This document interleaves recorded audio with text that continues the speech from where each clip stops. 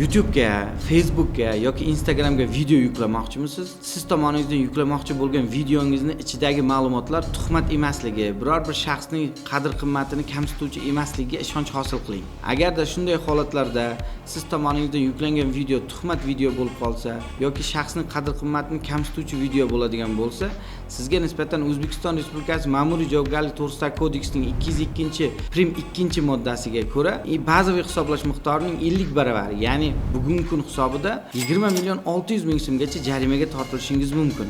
Agar siz tomoningizdan yuklangan video kontent jamoat xavfsizligiga tahdid qiluvchi uydirma video bo'lib chiqadigan bo'lsa, sizga nisbatan 50 baravardan 100 baravargacha, ya'ni 20 million 600 ming so'mdan 41 million 200 ming so'mgacha jarimaga tortilishingiz mumkin.